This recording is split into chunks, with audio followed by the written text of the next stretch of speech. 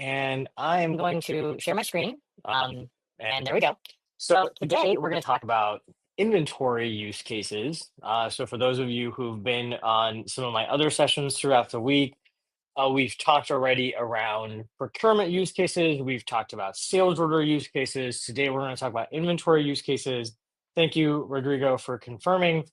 And then later today we will be talking about manufacturing use cases. So um, I'll go through this pretty quickly just because, I'm sure many of you have already heard this part of it before, right? But again, I always want to make sure everyone knows that AI, when we talk about these things, thanks Bob and Mary as well, Mary Francis, appreciate you all confirming. AI is not one kind of, large catch-all tool. There's a lot of multiple small tools and different parts of AI, right? So it's not just one thing. It's easy for people to start thinking like, oh yeah, AI is this like magical silver bullet that solves everything, right? But it's really not. It's a lot of different tools, and what it is really great for is it's a platform of multiple technologies where for solutioners like myself and like many of you on the call, it really gives you a lot more tools to put in your toolbox, right? you know and as we keep reminding people throughout this, right, and that's a big part of why we're doing these things like AI week, is that we want to educate people. We kind of want to clear up some of the things that we hear about AI when we're talking to customers, is that AI is really not the solution to every problem, but it is going to be the part of the solution for many, many problems, right? So today we're going to talk specifically about AI. As always, I do mention that Orchestrator is a really big part of everything we talk about. Very few of the use cases I'm going to go through are actually even going to be possible without orchestrations, right? Orchestration is kind of the heart of how JD Edwards uses AI. With Oracle's AI enablement strategy with JDE, orchestrations is a really, really main part of it, right? And the reason orchestrations are so powerful is because they can natively authenticate with OCI services, they can consume OCI services, and OCI technology can actually extract, format, and generate requests for orchestrations in the way that orchestrations need it. So AI really gets to be the brains and the intelligence behind all these different things, the reasoning, the analysis, the contextualizing, and orchestrator really gets to be the hands and feet and legs inside of JD Edwards that actually does the things inside the systems, right? So we've talked a lot about different types of AI. I'm hoping you all got a chance to go through many sessions this week where you got to see different examples of AI being used. You got to see some computer vision examples with documents and output to order. You got to probably see some examples with machine learning and digital assistants in all of our digital assistant sessions. So, glad that you all got a chance to see some of those things. you know what we're going to be talking about mostly is AI for inventory. And the nice thing is for inventory, there's a lot of use cases for pretty much every type of AI, right? So if you were here for some of the sessions on use cases for sales and procurement, you notice that robotics and AR VR didn't really come into a lot of these things, right? But with inventory, it starts to become a really big part of it because robotics is a really main area where AI is really making is breaking some ground. Um, there's a lot of really great companies out there nowadays that are creating robotic picking systems, robotic packing systems, robotic fulfillment systems that are AI based, AI driven. They're using computer vision that can do picking and packing for your warehouses, and we can integrate those systems with JD Edwards and interface that robotic interface with your systems with JDE, right? So. Um, so let's start talking a little bit about what are some of the use cases with AI, right? So as always, I'll go and talk about these in different categories. We'll go with vision-based use cases, we'll go with agentic use cases, and then we'll go with predictive analytics type use cases. If at any point you guys have questions, please feel free to drop them in the chat. I'd love to make this more interactive. So if you've got questions or there's use cases that you'd like me to talk about, or ones where you're curious about that you want to kind of discuss as a group, we're happy to do so, right? So, um, you know, one of the main use cases that we talk about is And I wanted to get very specific because we're going to talk about very general use cases with AI and inventory, but we're also going to talk about specific ones. And this is one of the ones that I think is very simple and has a lot of benefit. Is really capturing. Is this as simple as capturing item dimensions using vision, right? So computers are getting really good at identifying or really good at navigating three-dimensional space, right? you know and really identifying what we as human beings do very well, right? So we have really good depth perception. I know that my keyboard is about like like a foot in front of me, right? But a computer doesn't really know that because it sees everything in really 2D space. So what we've done now over the last couple of years is start to figure out how do you teach computers how to identify spatial recognition, and now they can actually measure distances pretty well. you know and the way they do it is amazing. It combines motion technology, it combines vision technology, it combines software that combines data between the two. If any of you have an iPhone, I think one of the later iPhones, they have an app called Measure, which allows you to actually measure things on your iPhone. So if you don't have a measuring tape nearby, you can actually measure things with it. And there's a lot of great products and companies out there now that are solving this problem for warehouses to capture dimensions around items, right? And there's always the traditional ways of doing this through like a Cubiscan or a good old fashioned tape measure. But it's this is, I think, a really cool use case where you're really just able to snap some pictures, take a video, do a walk around, right? Do some image capture that allows you to analyze and contextualize item dimensions, right? And again, a lot of our use cases will always end in some sort of action, some sort of update, some sort of call to action, right? So in this case, we're able to send those back to JD Edwards and update item dimension groups or item or product dimensions in the unit of measure, depending on where you're storing your dimensions, right? We can update those via orchestrations. So I think a very cool, simple use case.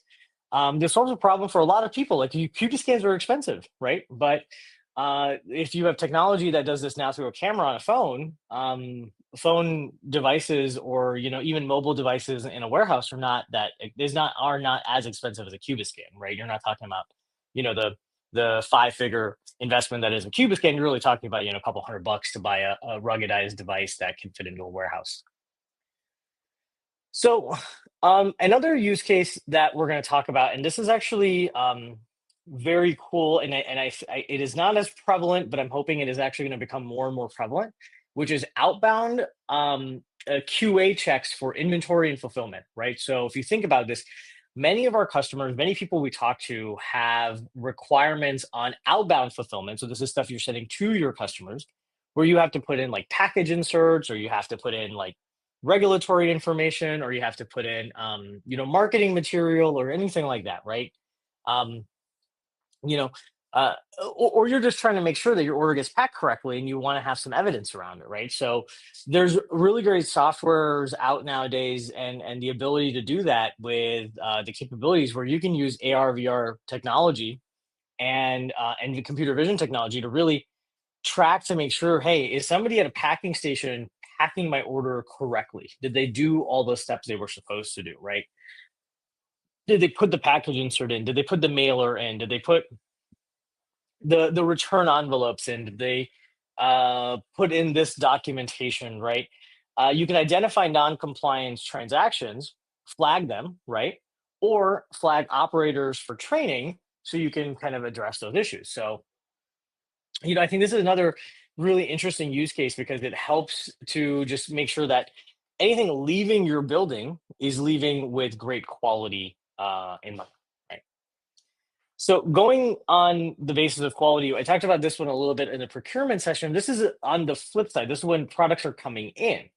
So again, with images, we are now really able to capture very minute details about images, about products via an image, right? So even fairly minute dimensional differences, right? Especially around quality or shape or coloring. Anything with coloring or shaping is very easy to capture, and identify differences. So, this is kind of on the other side of the use case where you've got product coming in. You've got essentially devices that can capture images of those products and see if they meet your quality assurance standard, right? So many times, the way our customers do QA checks is you do either random sampling or everything has to go through a QA check, or basically you hold a bunch of inventory and then you take some samples out of it and you've got all this inventory that's held, right? And you're waiting to do testing and things like that to determine if everything is good.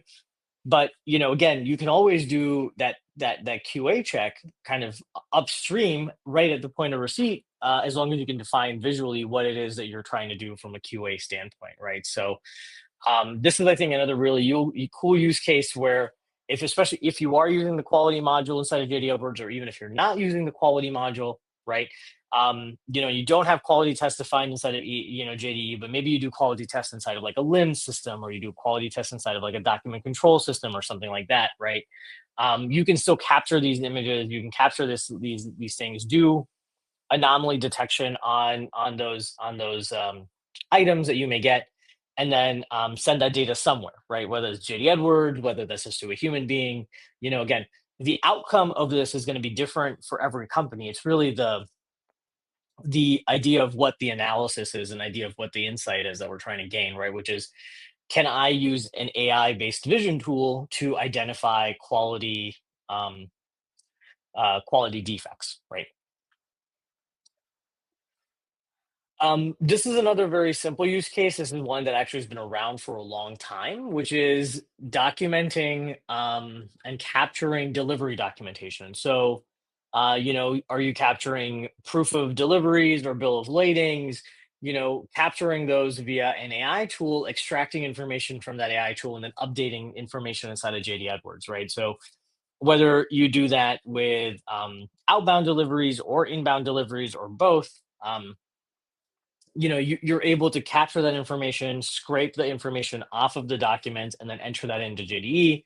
So if you think about it, right, maybe some of you are shipping out stuff LTL, or you know um, like full truckload, and maybe you don't really get a bill of lading number until the very end, and you've got this stack of paperwork that somebody signs and enters that data inside of E1, right? Instead, you can really just snap pictures of that data, and have the order information just kind of be scraped off of it, have it be looked up into E1, and have it just be updated into the system, all done via AI and orchestration, right? So AI reads the documents, understands the context around the documents, orchestration to actually update this stuff inside of E1, and that's how those two things work together. Um, so those are just some of the vision use cases, right? These are all where we're capturing images of products, or capturing images of people, or capturing, sorry, not people, images of documents. I guess you could capture images of people and run some AI on them, but mostly this is around capturing images of products or documents, right? And then scraping information about those products or those documents, and then doing something with that information, right? So as we go through these use cases, I don't want you all to kind of be like, oh, this is exactly what I need to do. It may be what you need to do for your business, right? But the whole thing that we want to inspire with these sessions with people is, if you take the concept of what I just said of, hey, I'm going to take a picture of a thing, a widget or a product, or a document. I'm going to scrape information about that thing, right?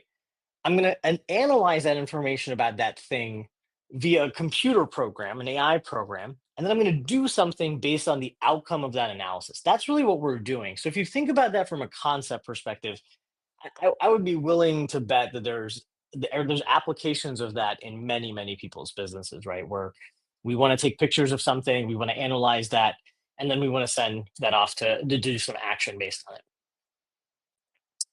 So now let's talk a little bit more about our agentic use cases. So these are where a human being is interacting with an agent, with some sort of a prompting device, a digital assistant that's doing something. Um, One of my favorite use cases with digital assistants is one that I hear people complain about all the time, which is updating master data. Master data is very, very important, right? It's probably the most important thing about making sure your ERP is running correctly, because it's foundational, right? It's the base layer. Everything is relying on it. And Unfortunately, it's a little bit of a pain in the butt to maintain. A lot of companies, a lot of our customers, a lot of people I talk to, they just aren't maintaining their master data, right? So, can we make it easier for people to update the master data, right?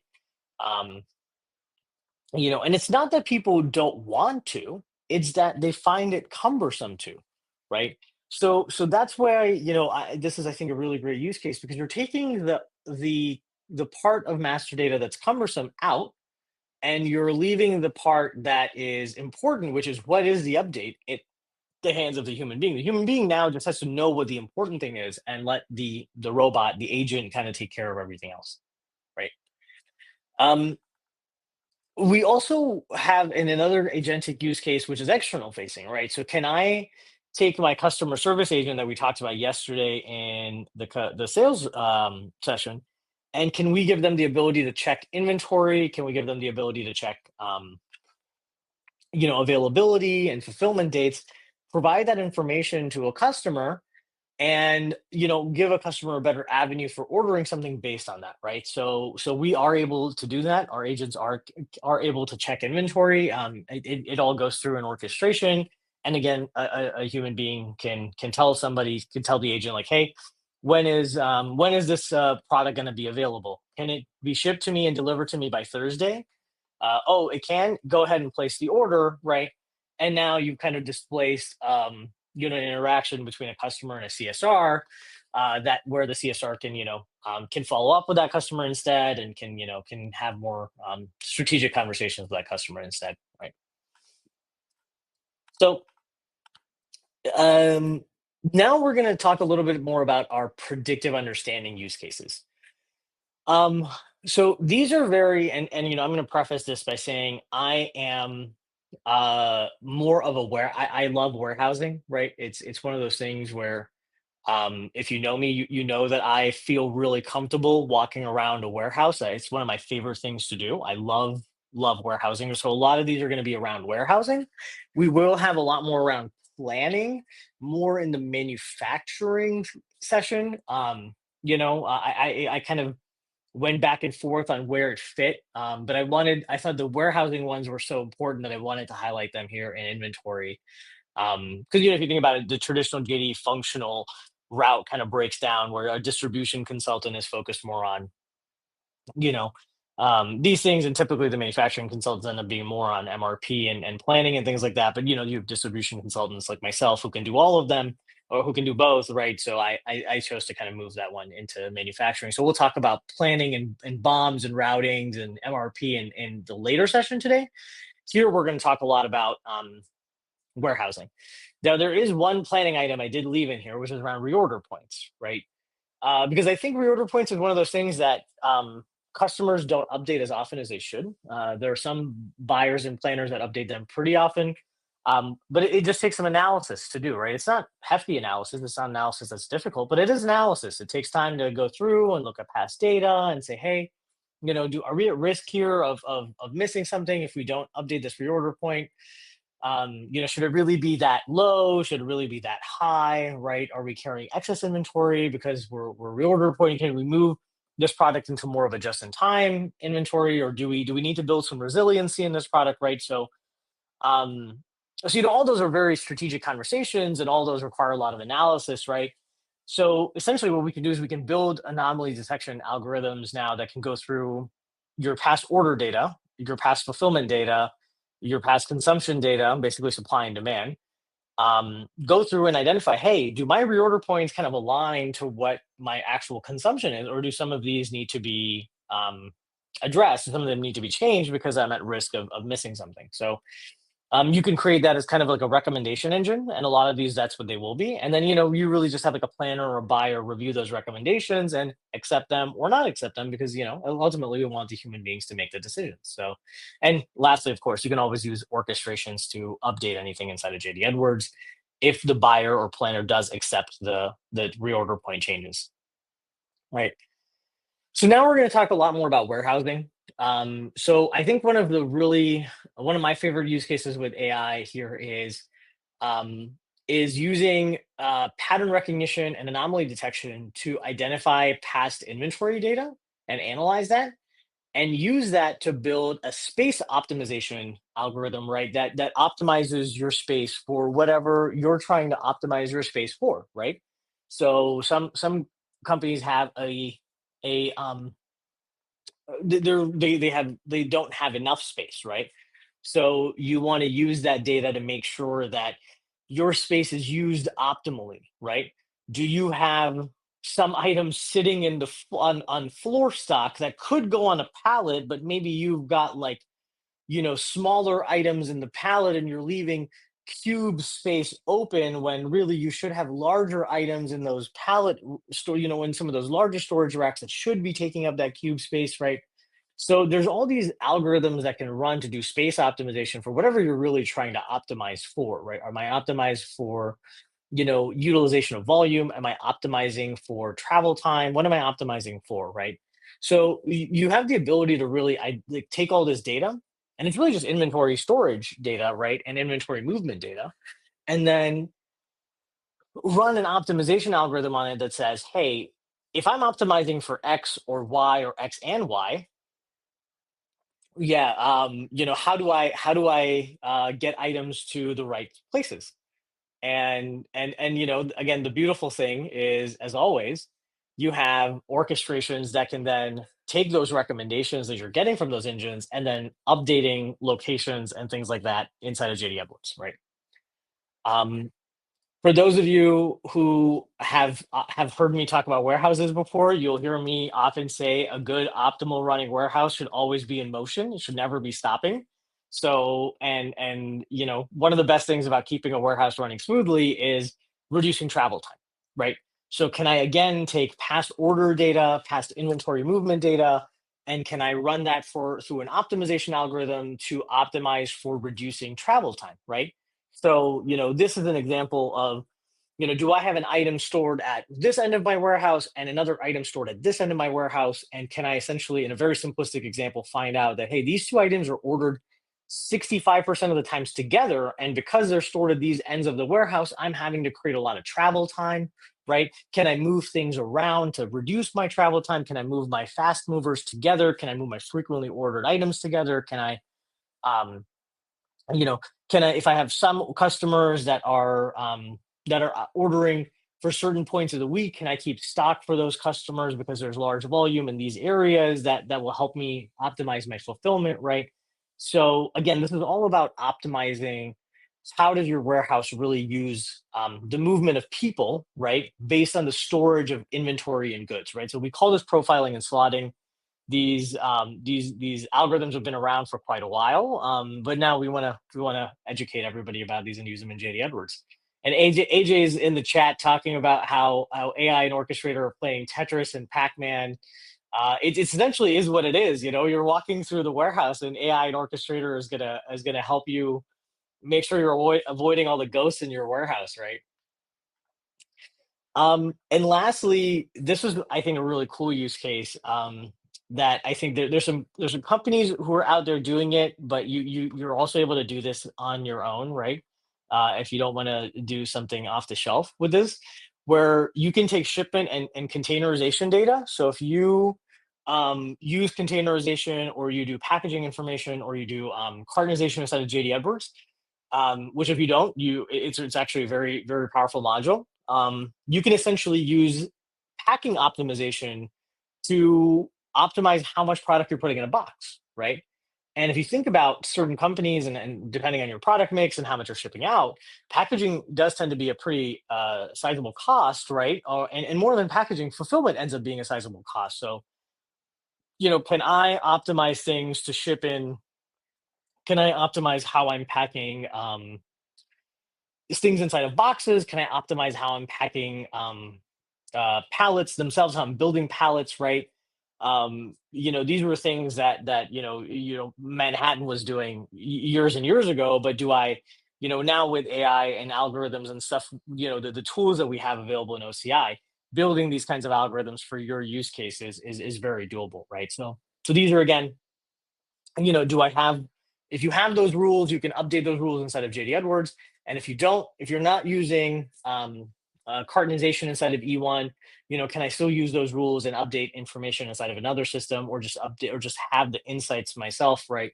But really, it's about how do I optimize everything from how things are being stored in my warehouse to how I'm traveling around my warehouse to how I'm packing things inside of the box that is going out of my warehouse, right? And I think predictive understanding, pattern recognition, anomaly detection algorithms will be a huge game changer for JD Edwards customers there. So thank you all for attending the inventory session. We will be talking about manufacturing and planning use cases today at 2:30, if I'm not mistaken. So I'll talk to you all in an hour if you will attend. And if there's any questions, please feel free to drop them in the chat. I'll hang out for a few minutes in case there are. So appreciate everybody attending and enjoy the last day of AI week.